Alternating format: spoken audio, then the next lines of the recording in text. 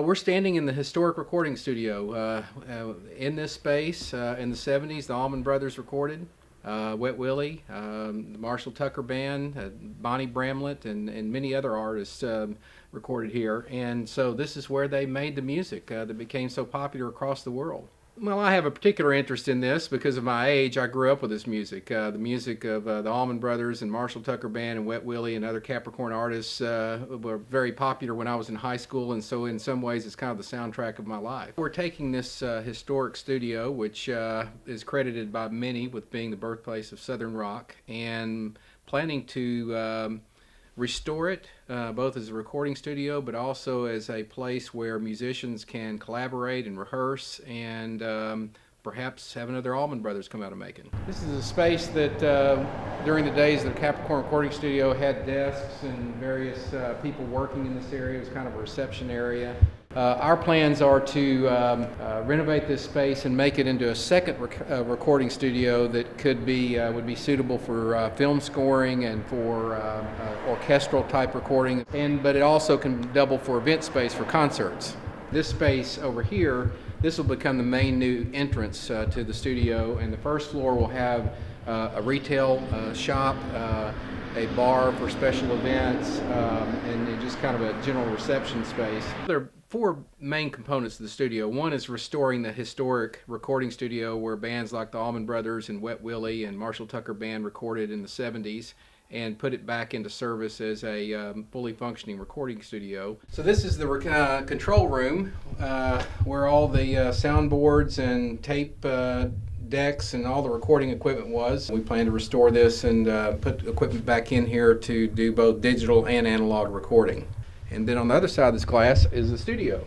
So this is the area, this is where the Allman Brothers recorded, and Marshall Tucker Band and Wet Willie and other Capricorn artists. So our plan is to keep this pretty much as is. We're not planning to do radical changes to this space, to try to preserve as much of the history as possible. So this space was last used by Alan Walden, Phil's brother, who managed bands like Lynyrd Skynyrd and the Outlaws, and he had his own business here called Hustlers. This was space that he used. This building will become what we call the music incubator. This will be the part of the building that has 13 rehearsal rooms of various sizes for bands and musicians to rent out by the month and hang out and rehearse and collaborate and make music. This space was kind of a mini studio that they use for some recording to do vocals and certain elements of the records they were making. This space is going to be renovated into editing and production suites, and then in the back of this space will be a green room for artists. Then down these steps into the basement, actually they built these cinder block chambers with ceramic tile inside, and they would put amplifiers down there and mic the amplifiers to get that kind of sound effect that was a signature of Southern rock. And we're going to preserve those spaces as well. Another major component of this facility will be a museum that will tell the story of Capricorn Records and Macon music in more general.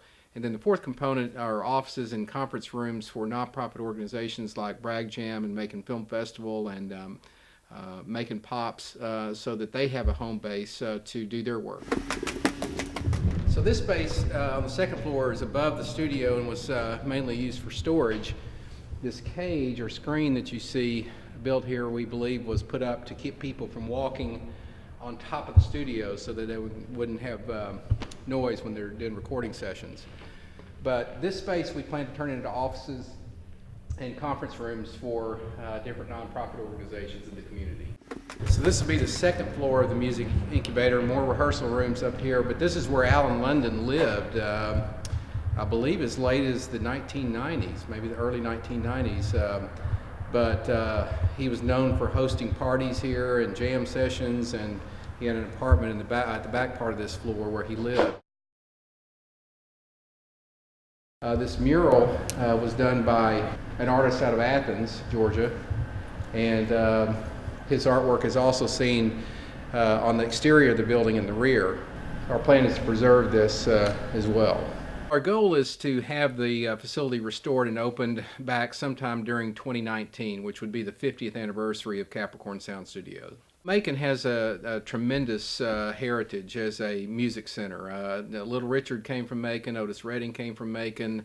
Obviously, Capricorn Records, which was founded by Phil Walden, who is a Mercer graduate or was a Mercer graduate, and his brother Alan Walden, who also attended Mercer, managed bands and really had a tremendous cultural impact on our country through their work. And so, this is an important site for Macon, but also America's music history and culture.